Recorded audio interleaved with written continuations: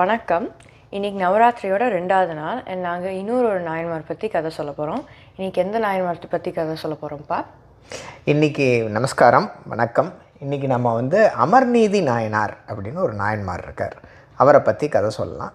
கதை சொல்கிறதுக்கு முன்னாடி நாயன்மாரை கொலுவில் காமிச்சிட்டு கதையான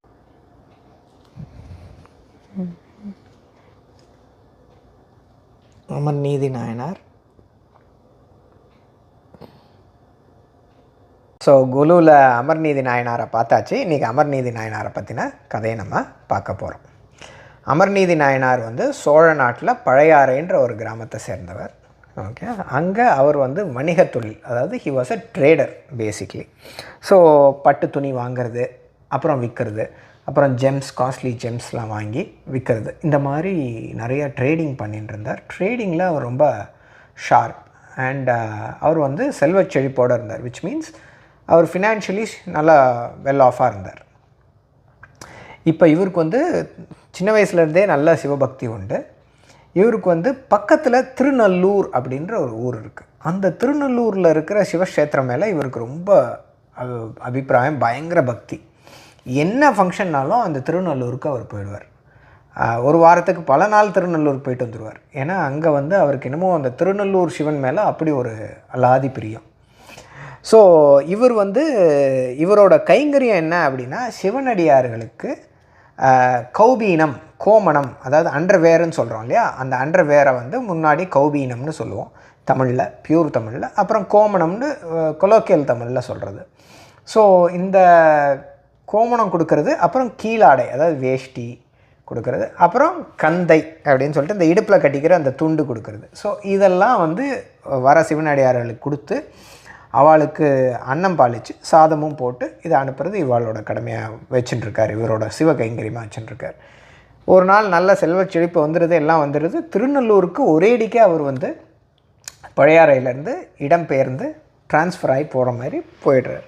போய் அங்கே என்ன பண்ணுறாருனா, ஒரு மடம் செட்டப் பண்ணி அந்த மடத்து பக்கத்துலேயே இவரும் இருந்துட்டு அங்கே மடத்தை நிர்மாணிச்சுட்டுருக்கார். அந்த மடத்தில் என்ன பண்ணுறா அப்படின்னா, வர சிவனடியார்களுக்கு அங்கே அன்னம் பாலிக்கிறது, இந்த உள்ளாடைகள், இந்த கீழாடைகள் கொடுக்கறது, அதாவது இந்த கோமணம், கௌபீனம், இந்த வேஷ்டி, துண்டு இதெல்லாம் கொடுக்கறத வழக்கமாக வச்சுட்டுருக்கா. சாப்பாடு போடுறது, அவளுக்கு சாப்பாடு போடுறது, இது போக அவளுக்கு தங்க போகிறான்னா தங்கிறதுக்கு உரிய இடம் கொடுக்கறது, இதெல்லாம் தான் அவள் அந்த மடத்தில் பண்ணிட்டுருக்கா. சிவ கைங்கரியமாக அவர் இந்த மடத்தை நடத்திகிட்டே இருக்கார்.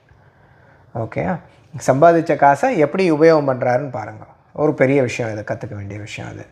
ஸோ இதை அவர் இந்த கைங்கரியத்தை பண்ணிகிட்டே வரார். அப்போ ஒரு நாள் இவரை சோதிக்கிறதுக்காக சிவபெருமான் வரார். சிவனடியார் ரூபத்திலே வரார், ஒரு தண்டத்தோடு வரார். பார்த்தோன்னே அவருக்கு இந்த சிவனடியார் ரொம்ப தேஜஸாக இருக்காருன்னு அவருக்கு தோன்றுறது, ஏதோ ஒன்று தோன்றுறது ஸ்பெஷலாக. பட் வாங்கோன்னு அவரை அழைச்சி மடத்துக்குள்ளே கூட்டின்னு உட்கார வச்சுட்டு, சுவாமி நீங்கள் இங்கே சாப்பிட்லாம் அப்படின்னு சொல்கிறார். உடனே அவர் சொல்கிறார், இல்லை எனக்கு சாப்பிட்றது நிறையா ரெஸ்ட்ரிக்ஷன்ஸ் இருக்குது அப்படின்னு. வரவாளுக்கு தகுந்த மாதிரி நாங்கள் சமைப்போம் சுவாமி. இங்கே 2 விதமாக சமைக்கிறோம். ஒன்று சாத்வீகமாக சிவனடியார்கள் சாப்பிட்ற மாதிரி, இன்னொன்று மிச்ச மனுஷா சாப்பிட்ற மாதிரியும் சாப்பிட்றோம். சாத்வீகம்னா அதாவது நெகட்டிவ் ப்ரானிக் ஃபுட்ஸ், அதாவது வெங்காயம், உள்ளி, பூண்டு இதெல்லாம் சாப்பிடாமல் இல்லாமல் சமையல், சில கிழங்குகள் இல்லாமல் சமையல். இந்த பக்கம் நார்மலான வெஜிடேரியன் ஃபுட்டு, நார்மலாக சமையல். ஸோ இது ஒரு சில இந்த மாதிரி சமையல் இப்போயும் மடங்களில் பிராமணாளுக்குன்னு தனியாக இந்த சமையல் போடுவாள், மிச்சவாளுக்கு இந்த சமையல் போடுவாள். இது என்ன அப்படின்னா, இந்த சாத்வீக உணவு சாப்பிட்றது வேதம் ஓதுவர்களுக்கு ரொம்ப முக்கியம். அதனால் அவளுக்காக இந்த சாதமும் இந்த சாப்பாடும், மிச்சவாளுக்காக இந்த சாப்பாடும் அவள் போட்டுருக்கா. ஏன்னா இது போட்டுருக்கும்போது என்ன பண்ணுறா, இவர் சொன்னோன்னே சரி நான் குளிச்சுட்டு ஸ்நானம் பண்ணிவிட்டு சாப்பிட்றேன் அப்படின்னோன்னா, என்ன பண்ணுறார் சுவாமி, நான் காவேரியில் போய் குளிச்சுட்டு வரேன் அப்படின்றார். உடனே காவேரி மாதாவுக்கு அப்படி ஒரு சந்தோஷம். சுவாமியே காவேரியில் குளிக்கிறேன்றாரேன்னு சொல்லிவிட்டு காவேரி மாதாவுக்கு அப்படி ஒரு சந்தோஷம். அந்த ஊர் பக்கத்தில் குடமுருட்டின்னு காவேரியோட ஒரு கிளை நதி, அதாவது ட்ரிபியூட்ரி ஓடுறது, அந்த நதியில் போய் அவர் குளிக்க போகிறார். குளிச்சுட்டு வர்றதுக்கு முன்னாடி, குளிக்க போகிறதுக்கு முன்னாடி என்ன சொல்கிறார், என்கிட்ட அந்த தண்டத்தில் 2 கோமணம் தொங்க விட்டுருக்கார். 2 கோமணம் தொங்க விட்டுட்டு ஒரு கோமணத்தை எடுத்து என்ன சொல்கிறார், அமர்நீதிட்ட கொடுத்துட்டு இந்த கோமணத்தை பத்திரமா வை அப்படின்றார். நான் வந்து குளிச்சுட்டு வந்து அதை கேட்பேன், எனக்கு வேண்டியிருக்கும், நீ பத்திரமா வை அப்படின்றார்.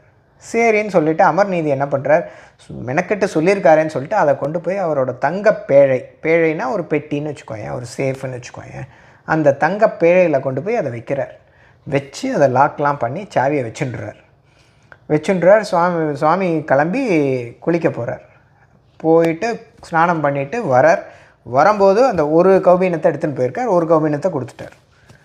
வரும்போது சரியான மழை. ஸோ என்ன எடுத்து சொட்ட நனைஞ்சிட்டார், அவரோட கோமணம் நனைஞ்சு போயிடுது. உள்ளே வந்தோன்னே அமர்நீதி நாயனார்கிட்ட, நான் ஃபுல்லாக நனைஞ்சு போயிட்டேன், நான் கொடுத்த அந்த கோமணத்தை கொண்டா அப்படின்னு கேட்குறார். சுவாமி என்ன பண்ணிட்டார், அதை மறைச்சிட்டு வட்ட கொண்டா அப்படின்றார். இவர் சரின்னு போய் எடுக்க போகிறார். அந்த தங்க பேழையை திறந்து பார்க்குறார், ஒன்றும் இல்லை. என்னது இல்லையா, இங்கே தானே வச்சேன் அப்படின்னு சொல்லிட்டு என்னெல்லாமோ பார்க்குறார். பதறி போய் என்ன இல்லைன்னு சொல்லிட்டு திருப்பி வரார். வந்தோடனே சுவாமி நான் இங்கே தான் வச்சுருந்தேன், இல்லை அப்படின்னோன்னா, நான் உன்கிட்ட பத்திரமா வச்சுக்கோன்னு சொன்னேன்ல அப்படின்னா, ஆமாம் சுவாமி நான் பத்திரமா தான் வச்சுட்டு இருந்தேன். அப்போ யாரும் திருடிட்டாங்களா? இல்லை சுவாமி, இது மடத்தில் யாரும் அந்த மாதிரிலாம் பண்ண மாட்டாங்க சுவாமி அப்படின்னோடனே, உங்களுக்கு எங்கள் மேலே சந்தேகமா சுவாமி, நாங்கள் யாருமே எடுக்கலை, ஆனால் என்ன ஆச்சுன்னு தெரியல அப்படின்றார். உடனே வந்து சுவாமி என்ன பண்ணுறார், நான் உன்கிட்ட மெனக்கெட்டு சொல்லியும் நீ வந்து ஜாக்கிரதையாக வச்சுக்கல அப்படின்னோன்னா, சுவாமி நான் என்ன பண்ணுறதுன்னு சொல்லுங்க, நான் அதை உங்களுக்கு பண்ணி கொடுத்துட்றேன். அந்த கோபீனம் இல்லைன்னா என்ன, நான் நல்ல கோபீனம் நிறையா வச்சுட்டுருக்கேன், அது தரேன் அப்படின்னோடனே சுவாமியை வந்து அந்த பாயிண்டில் அவர் வந்து அந்த சொன்ன விஷயத்த ஒரு சின்ன அகம்பாவம் இருந்தது. ரொம்ப சின்ன அகம்பாவம், பக்தி இருக்குது ஆனால் ஒரு சின்ன அகம்பாவம். நான் நிறையா பணம் வச்சுட்டுருக்கேன், நிறையா பேருக்கு கொடுத்துட்டுருக்கேன், இன்னும் நல்ல குவாலிட்டியாக கொடுக்குறேன் அப்படின்ற ஒரு சின்ன அகம்பாவம். ஓகே, ஸோ வந்து நான் இந்த மாதிரி பட்டில் வச்சுட்டுருக்கேன், இதில் வச்சுட்டுருக்கேன், இந்த மெட்டீரியல் அந்த மெட்டீரியல்லாம் சொல்கிறேன். சுவாமி எனக்கு அதெல்லாம் வேண்டாம், என்னோடய கோமணத்துக்கு ஈடாகும் உன்னோட கோமணம். கண்டிப்பாக ஈடாகும் சுவாமி, அதை விட நல்ல குவாலிட்டியை நான் கொண்டு வரேன் அப்படின்றார். சரி அப்படின்னா நம்ம துலாபாரத்தில் வச்சு பார்த்துருவோம்னா, சரின்னு சொல்லிவிட்டு துலாபாரத்தை கொண்டு வரேன். துலாபாரம்னா ஒரு ஸ்கேல். ஓகே, ஸோ இந்த சைடில் சுவாமியோட போட்டுருக்கிற அந்த கௌபீனம், இந்த குளிக்கும்போது போட்டுன்றது அவுத்து வச்ச கௌபீனம், அதை கொடுக்குறார். இந்த பக்கம் இவர் வந்து காஸ்ட்லியான கௌபீனங்கள்லாம் கொண்டு வந்து ஒன்று வைக்கிறார். வச்சா இது கீழே இருக்குது, இதெல்லாம் மேலே போகிறது. சரி, ஒன்றுக்கு பதில் 2 3 4 இருக்கிற ஆயிரக்கணக்கான கௌபீனங்களையும் கொண்டு வந்து வைக்கிறார். ஆனாலும் இது மேலே போயிடுது, இது கீழே இறங்கிடுது.